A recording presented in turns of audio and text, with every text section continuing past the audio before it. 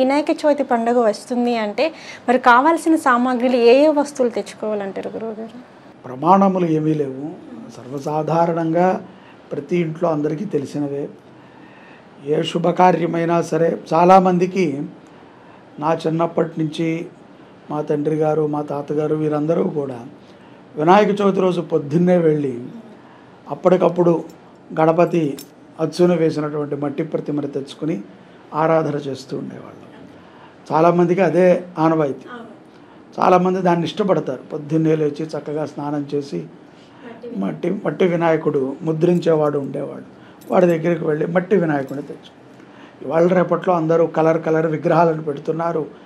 కల్మషం అయిపోతుంది. మనసు కల్మషమే. ఆ కలర్ లాగా వాళ్ళు కూడా రకరకాల భావాలతో ఉంటున్నారు.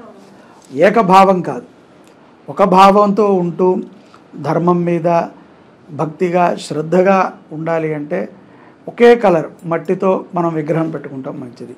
లేదు మాది చంచల స్వభావం కావాలి, మాకు ఇవాళ డబ్బు రేపు మోక్షము ఎల్లుండి ఆరోగ్యము, ఇలా మనం దేవుణ్ణి అనేకం కోరుకుంటూ ఉంటాం అని మనకే ఒక స్టాండర్డిటీ లేనప్పుడు కలర్ విగ్రహాలను పెట్టుకోవడం చాలా మంచిది. ఎందుకంటే మనకు బుద్ధి వంకర కదా, అనేక ఆశలు. ఇవాళ ఇది కావాలి, ఇంకో గంటకి అది కావాలి, ఇంకోటి ఏదో కావాలి, ఆశ. సో స్థిరమైనటువంటి ఆస్తి ఒక బుద్ధి కలిగిన వాళ్ళు మట్టి విగ్రహానికి ఆరాధన చేయటం మంచిది. మట్టితో చేసినటువంటి విగ్రహమే. చాలామంది ప్లాస్టర్ ఆఫ్ ప్యారిస్ విగ్రహాలను తెచ్చుకుంటున్నారు. వద్దన్నా సరే వాటి మీద అనవసరమైన కలర్లు అవన్నీ పోసి అవన్నీ నీళ్ళల్లో కరగవు. ఆ నీళ్లు ఏ జంతువు తాగినా హానికరమే. అలాంటి ఎవరైతే విగ్రహాలు పెడతారో వాళ్ళందరూ కూడా ముందుగా వాళ్ళే అభిషేకం చేసి ఆ కలర్ నీళ్ళన్నీ వాళ్ళు తాగి వాళ్ళు ఆరోగ్యంగా ఉంటే ఇతరులకు పెట్టచ్చు. మన నుంచి ప్రకృతికి హాని కలిగే పనులని మనం చేయటం ద్వారా అదే ప్రకృతి మనం ఎంత హానినైతే ప్రకృతికి చేశామో అంతే హానిని మనకిస్తుంది. ఎందుకంటే నువ్వు ఇచ్చింది దానికి అదే నీకు తిరిగిస్తుంది. మంచిని మనం ఇస్తే ప్రకృతికి మంచి ఇస్తుంది. కాబట్టి మట్టి విగ్రహం తెచ్చుకోవటం, ఉదయాన్నే తెచ్చుకోవటం అనేటువంటిది మంచి విశేషం. ఎందుకంటే ముందు రోజే తెచ్చుకుని అది ఉరికిన అటు ఇటు పెట్టి విచ్ఛిన్నమైంది, పగిలింది, విగిరింది, ఇవన్నీ మనసుకి కొంచెం స్పర్ధ శుక్రవారం పూట అందులో ముందు.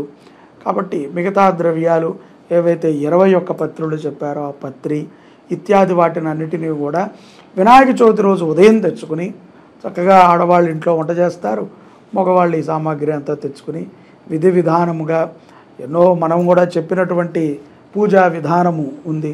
చక్కగా ఆ విధానాన్ని చూసుకుని సులభంగా, ఎంత సులభంగా కుదిరితే అంత సులభంగా భక్తిగా, ఓ ఆర్భాటంగా భక్తి లేకుండా చేయకూడదు.